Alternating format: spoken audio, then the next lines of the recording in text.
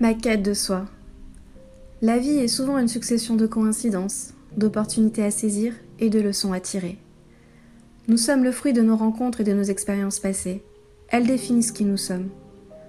Venez, je vous embarque avec moi dans mon voyage intérieur. Tout commence au sein d'une famille aimante. Je suis la Benjamine de la fratrie. Je nais au sein d'un foyer où les valeurs de partage et de dévouement à son entourage sont importantes. J'ai la chance de vivre à la campagne, proche de la nature et des animaux, avec de grands espaces à ma disposition, ce qui me procure un sentiment de liberté. Néanmoins, ce tableau idyllique cache des zones d'ombre.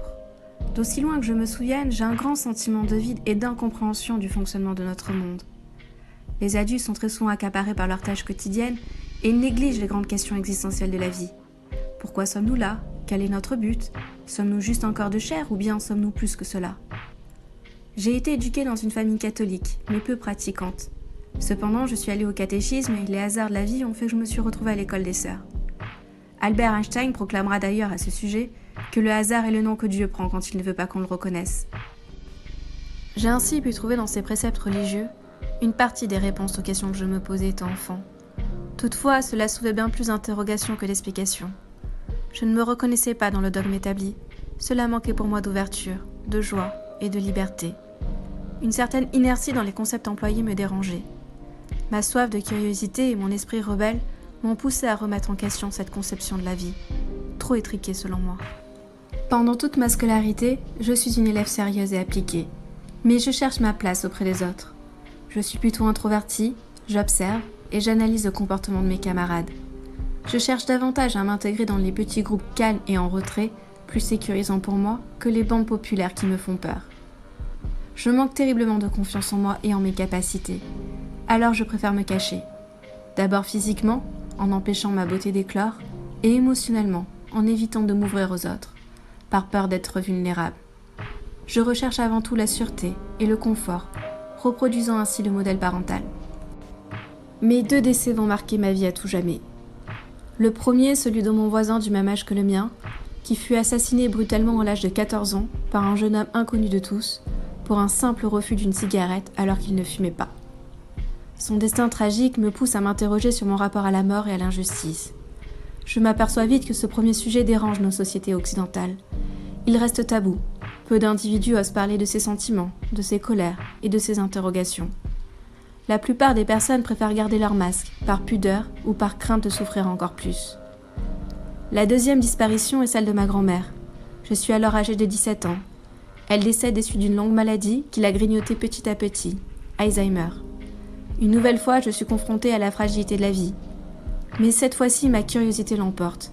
Je veux des réponses à mes grandes questions existentielles. C'est alors que la magie de l'univers opère et me fait découvrir par synchronicité les témoignages d'expérienceurs qui ont fait des expériences de mort imminente.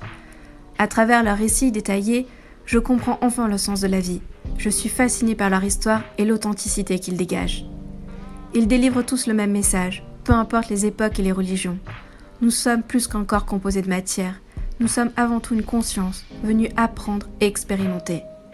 La citation de Pierre Teilhard de Chardin prend tout son sens. Nous ne sommes pas des êtres humains vivant une expérience spirituelle, mais des êtres spirituels vivant une expérience humaine. Cet éclair de compréhension a provoqué en moi une étincelle, qui allait bientôt s'embraser, car plus j'en apprenais sur la conscience et ses implications, plus étrangement tout ceci faisait écho en moi. Je ressentais cette vérité universelle, me pénétrer au plus profond de mon être, alors que cette vision est si éloignée de la pensée dominante. J'éprouve le besoin d'en apprendre plus et d'élargir mes domaines de compétences, en découvrant les enseignements de nombreux maîtres spirituels, mais aussi de personnalités plus confidentielles, mais dont les richesses intérieures sont de véritables trésors cachés. Au début, je tâtonne dans cet univers qui m'appelle, tant les idées sont foisonnantes et variées. J'essaye de faire preuve de discernement et rejette parfois certains aspects. Mais la vie a le chic de nous remettre sur notre route ce que l'on n'a pas encore intégré, afin de pouvoir mieux nous expandre. Je fais alors le pont entre différentes notions, comme la physique quantique et la spiritualité, car tout est subtilement lié. Albert Einstein l'avait bien compris lorsqu'il déclara « La science sans religion est boiteuse, la religion sans science est aveugle ». Ainsi, je me réjouis de trouver les confirmations scientifiques à mes profondes vérités intérieures. Cette quête du sens de la vie et du fonctionnement de l'univers entraîne en parallèle une révolution intérieure. Ces connaissances qui signifient en langage alchimique un deuxième commencement ont une incidence sur ma propre personnalité. Elles me poussent à explorer mon être intérieur, comme la célèbre maxime présente sur le fronton du temple d'Apollon à Delphes nous y invitait déjà dans la Grèce antique, en indiquant « Connais-toi toi-même et tu connaîtras l'univers et les dieux ». Ainsi, petit à petit, je remets en question mes propres modes de fonctionnement. J'observe mes croyances limitantes héritées de mon éducation et de notre société qui ont tendance à nous freiner et à vouloir nous modeler pour nous faire rentrer dans des cases. Puis les expériences de la vie se chargent du reste. Elles me confrontent à des situations et des individus pour me montrer les blessures qui demandent encore à guérir, afin de pouvoir retrouver mon équilibre intérieur. Je dois alors dépasser plusieurs schémas récurrents, tels que la dépendance affective, en apprenant notamment à poser des limites à l'autre et à faire passer mes besoins en priorité. Ce cheminement intérieur est un processus long et douloureux, aussi bien sentimentalement car il m'oblige à me dépouiller de tous mes repères et à faire face à mes propres parts d'obscurité, mais aussi corporellement, car tout au long de mon parcours, mon corps m'envoyait des signaux, tels que des crises d'eczéma, pour m'indiquer qu'il était temps de passer à l'action. Néanmoins, il faut parfois un certain moment entre la conscientisation et la mise en mouvement, car il faut puiser en soi la force nécessaire pour se confronter à ces frayeurs.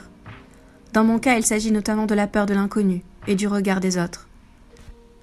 Aujourd'hui, face à ces défis, je comprends qu'il est temps d'assumer qui je suis vraiment, en arrêtant de renier cette part de moi qui demande à prendre sa place et à s'exprimer.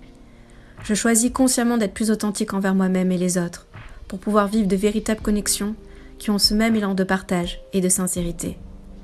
Pas à pas, je reprends confiance en moi et en mes potentiels, je savoure les petites victoires et adopte un regard compatissant sur tout le trajet qui me reste à parcourir, pour polir ce diamant brut qui ne demande qu'à briller.